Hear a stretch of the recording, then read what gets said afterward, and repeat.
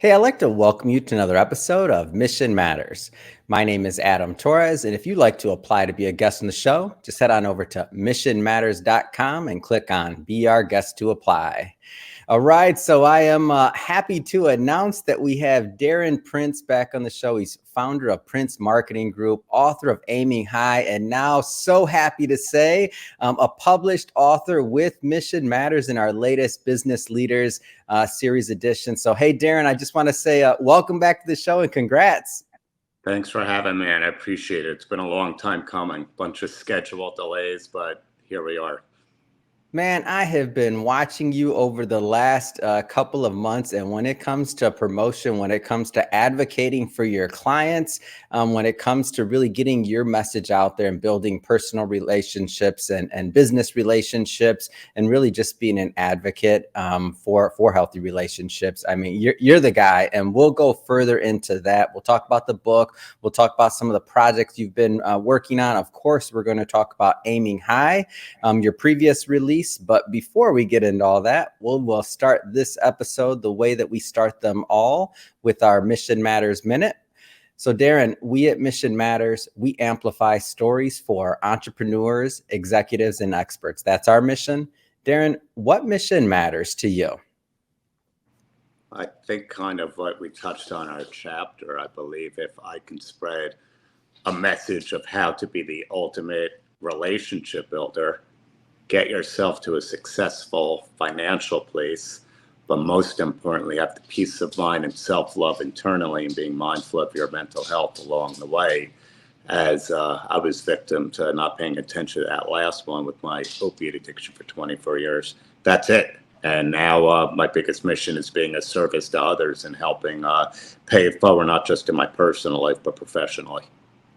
Yeah, fantastic, and really great to have you back on the show. So I don't want to assume that maybe some of our newer listeners and our newer guests have heard some of our previous recordings and interviews. So, I mean, let's take a moment and maybe start from the beginning and talk a little bit more about your background and really how you got started in entertainment, and also representing, world-class celebrities and stars like Magic Johnson and Hulk Hogan. Well, I'm a pro, so I can wrap this up in about 45 seconds. I grew up in Livingston, New Jersey, had a great, loving mother and father, but always had self-esteem issues, anxiety problems, feeling of less than. And I had an experiment at sleepaway camp from bad stomach pains. I took Demerol from a nurse, and my life changed forever. Became addicted to that for the few weeks I was there, lied to the nurse, went to the hospital, did everything I needed to do to build up the fact that the pain was so bad, and came back and experienced something very similar with the dentist that my mom took me to for opioids I was taking for wisdom teeth. And now at the same time, I built a very successful baseball card business and was making a ton of money. So I didn't need the doctors anymore. That business exploded, eventually got into the sports and entertainment autograph signing business. Got out of that when I was 24 years old with a very high-end opiate addiction, and started Prince Marketing Group in the mid-90s with Magic Johnson as my first client. He still is to this day. Worked with the late, great Muhammad Ali, Smoking Joe Frazier, Evel Knievel, and to this day we've had clients for decades from Hulk Hogan, Ric Flair, Charlie Sheen, Jerry West. There's so many, Denise Richards, Carmen Electra, Chevy Chase, and here we are. Yeah. So I want to let's dive into the book. So the title of your chapter and what you wrote. So business success comes from personal relationships. So just a couple of the headlines within the book. So make helping the other person a priority. Schedule a personal lunch instead of a business lunch. Putting full effort into each interaction is vital. Never take the relationship for granted.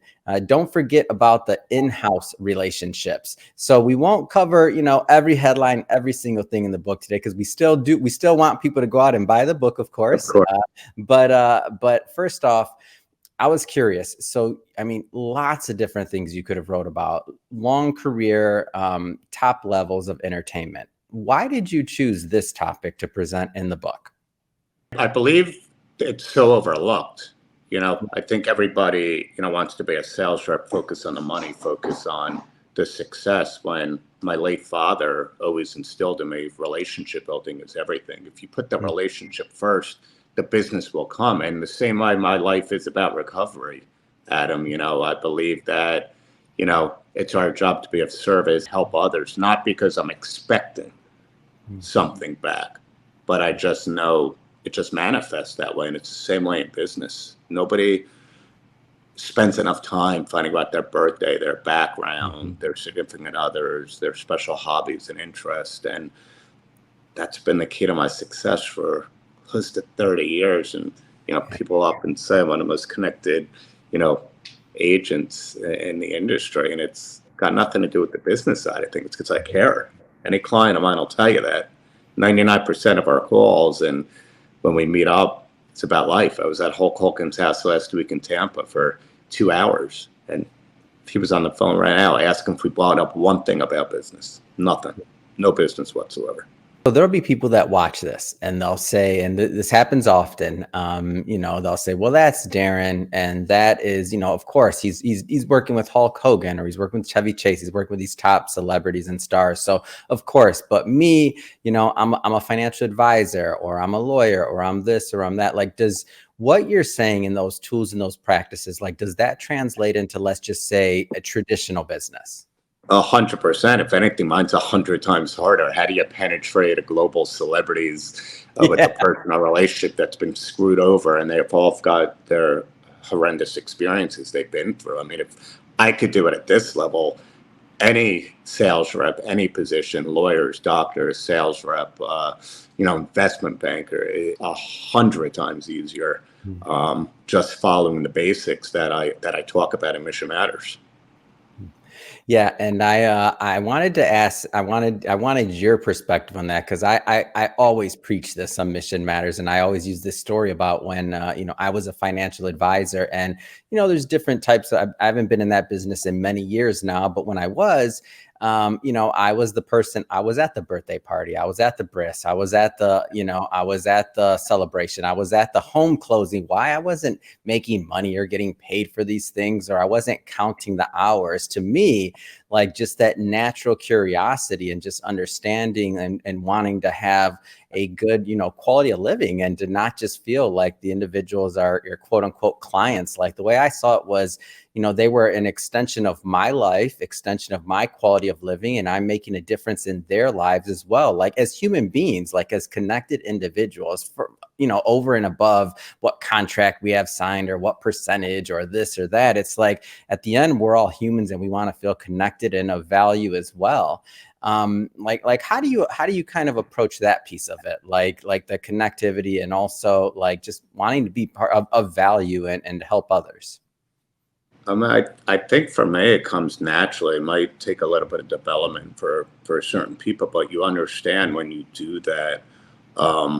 Most importantly for me, that really gives you the ultimate self-confidence and the self-esteem that, we're all, I think, looking for. It's not about the flashy cars and jewelry and houses. I think when you make it so personal and you actually care and make that the top priority, it just comes back to you. And just like you did, I did the same thing. I've been out of pocket for years and years and years, and I still do, to go to events, birthday parties, functions, holiday dinners, whatever it might be, not for any other reason than I want to continue to strengthen that personal bond. There's been times where going to events, functions, other businesses actually come out of it because I'm there more as a friend than a business associate. And I'm sure you could attest to the same thing. And so, this is kind of, I won't say for everybody, but let's just say for some things in the media, kind of counter trend to take this position. But in my mind, like, I've never counted the hours. I don't count the hours. I still consider it a privilege to be able to this day, to have you on the show, to have individuals, to be able to help them tell their stories and to do that. Whereas, sometimes people are expecting this immediate, like, microwave society gratification of, I went there, I'm supposed to get business, like something is supposed to happen now. But I've very much taken the long approach in all of my relationships, whether it's media, whether it's when I was an advisor and anything else like that. It sounds to me like you're definitely in it for the long haul, and you take the long approach to building relationships, as evidenced by your 30-year plus relationships with many individuals. Can you speak on kind of just that concept, because I feel like it's so counter trend to what we hear in the media and in news today? I mean, sometimes I hear the expression overnight success, and Yeah. people want to look at me sometimes as an overnight success. Yeah, an overnight success that took 20, 25, 30 years, and it's still working, and we're still, achieving and attaining more, and always trying to grow and build and cultivate new relationships, because nothing happens overnight for anybody. Um, if you have that quick money mindset, it's going to hurt you, in the long run. It could be a short-term gain for a lifetime of pain and mistakes. And that's just not reality in the world of business. I think the key is, if you are younger and you are trying to build something that's going to be your legacy, surround yourself too with a lot of mentors, people that have the success we're trying to get to, because you can learn and save a fortune of money and years of mistakes and heartache from their mistakes, but you could also gravitate and accelerate your growth by everything they've done to become successful. Something else that you talk about in the book, so scheduling a personal lunch instead of a business lunch. I'll tell you, when I saw this the first time and I read it the first time, I smiled from ear to ear, because I'm like, it's just one of those things that I feel like can make anybody stick out, because again, this is one of the things that to you it's basic and it's intuitive, but to most, when they read that, they'll kind of like do a double take, like, huh? Like, why? What has that meant to you in your career? I think it's everything. I mean, I love when people ask me about it, because then I know they're really real, because it doesn't happen often. Clearly, I have enough that are strictly about business, but even if it's strictly business, I'll spend 90% of the time making it about personal when I'm there, and then kind of bring them over to that as well, because I don't want to sit there and talk business for 2 hours. You can knock that out in 5 minutes, and then build a personal rapport and a personal bond and a trust the rest of the time. I'm still doing it. I mean, I think it's just so super important, and it just feels good, that it's not just about, hey, how do we make money together? You could develop real friends through the business world, and you can almost like change it, where now it becomes a personal friendship and a love and a bond and a trust first, that you get the blessing of doing business with each other too. Yeah.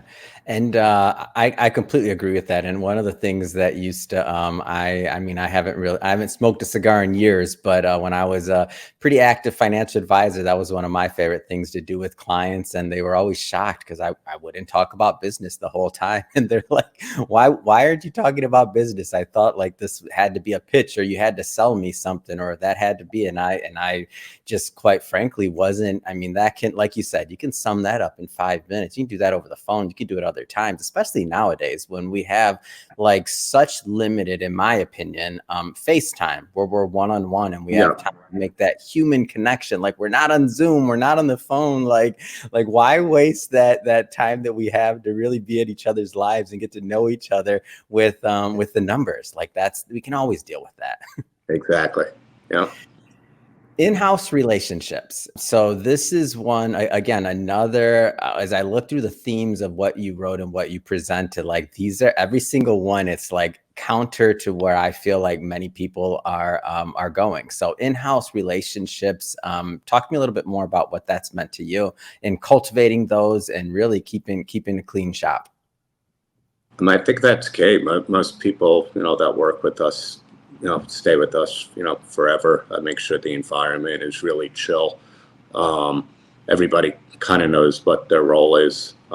There's weeks and months and days that could be a little bit more crazy than others, and then others are chill. I believe in, giving people time off when they need it, because I know what it does for me. But, at the end of the day, I think it's so key to have the right team. But as we touched about a little bit in Mission Matters, and you and I have offline, I think when things are great, it's important to reiterate that things are great, or, take care of individuals when they're performing better. And I think when mistakes are made, there's ways to go about that. I'm not one of these drill sergeants that just, erupts. I might be disappointed in the moment, but I think there's also ways to give constructive criticism, where rather than, one of my agents or employees can get down and out, the conversation end with them having a feeling of, oh, I know I can do better. Yeah. All right. So for everybody watching and listening to this, we're going to pause on the discussion about the book. You want to know more about it, you're gonna have to pick up a copy. But I do want to spend some time on this interview, and while I have you on the line, Darren, talking about aiming high. So your previous release, I've seen you on tour now for, I don't know, over the course of the last year on big podcast shows, doing big interviews and really getting the message out. So for those that are unfamiliar with the book, maybe give us a little bit of the background. So Aiming High is a collaboration of my professional career. I guess you could say, was taking the world on a fly in this wall journey on what it was like and what it's still like to be part of the super agent life while I was deep in my own hell, suffering with a 24-year opiate addiction. And by the grace of God, how I came out on the other side and found recovery, sobriety, peace, and happiness. Since you've been out promoting the book and really spreading your message, is there anything that's kind of surprised you along the way? I don't want to say surprise, but Jay Shetty's a very good friend, and obviously having the platform to be on his podcast, on the top in the world, him and I still send screenshots back and forth. That aired a year and a half ago, and the transparency and the vulnerability and the forthcomingness of individuals that saw that interview and were so impacted by it, and have either started going to 12-step meeting, therapy, have changed their life, not just from drug addiction and alcoholism. It's about mental health too. What they have to do to try to cure that depression, anxiety, whatever, feelings of self-doubt, self-worth. There was just so much identification for so many individuals around the world, and it's just the greatest feeling, to wake up one morning, get a DM or two on my Instagram or Facebook or website where somebody said, I know you don't know me, but I watch your interview once a week, and it's changed my life, or it saved my brother's life, or my sister's life, or my mother's, or my father's. It just, I wrote the book almost as a form of therapy to help some people and help change and save lives. I just didn't realize how much it would change mine in the process. So one of the things that I like to talk about pretty often, but I'm a publisher, right? So we sell books, we create media, we create marketing. And so I'm always trying to get individuals to go out there and to tell their story.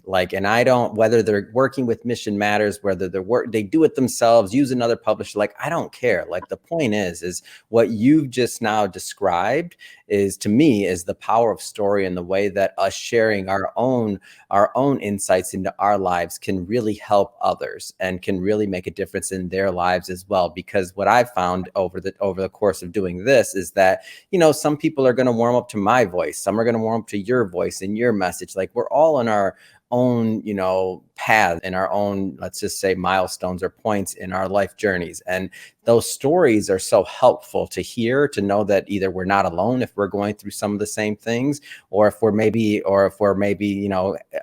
getting out of some tough times and looking back to know, hey, we can do it too. What would your message be for others that are maybe out there that have a story to share or something to tell, whether it's books, podcasts, doesn't matter, but the idea of sharing your story to help others? What would you tell to those that are out there that are considering it? I think it's almost like you have a responsibility.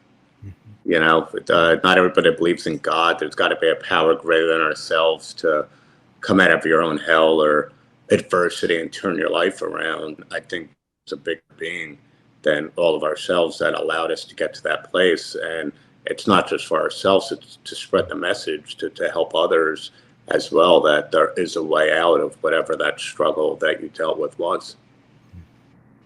Yeah. Yeah, I agree with that. And in terms of, I want some of the professional opinion out there. So for the, let's just say, you're not a Hulk Hogan, or you're not a worldwide celebrity, and you're a business owner or a business leader, and you're thinking about going to get your message out there, whether it's doing something like a podcast or book or otherwise. What kind of promo tips, or what are the tricks of the trade from your vantage point that people should consider doing to get on platforms and just to get their name out there? I mean, I think a lot of individuals sometimes, whatever it might be that they struggled with, especially in the corporate world, are afraid about judgment and the stigma. And, I didn't think twice about it. And fast forward, no pun intended, Magic Johnson wrote the foreword to Aiming High. There's so many different groups that we have a Division II Prince Digital group that helps, first-time authors and, writers that want to help get their message out there. The ebook, printed book, we now, can do that for you guys as well. Public relations, because to me, that's what matters the most. If you've got a story that needs to be told, why not tell it? All that does, I didn't write Aiming High, Adam, to make money. Just by default, really took our business to another level, personal brand. Because of that, I wound up starting my own foundation, Aiming High Foundation, which 100% of the proceeds goes to scholarship people in need of mental health and substance abuse disorder. Well, Darren, I have to say it has been great having you on the show. I continue to be in your corner and to be a fan and to watch the promo, all the other efforts you're doing. I know we have some shows that we want to get you booked on as well to get the message of Aiming High out there, and also all the other things that you're working on. That being said, so if somebody is watching this or listening to this, Darren, and they want to connect with you and Prince Marketing Group, whether it's booking you on a show or talking about keynote events or other things like that, what's the best way for people to follow up? So my Instagram is @agent_DP. The business website is princemarketinggroup.com. I've got my personal website too, officialdarrenprince.com.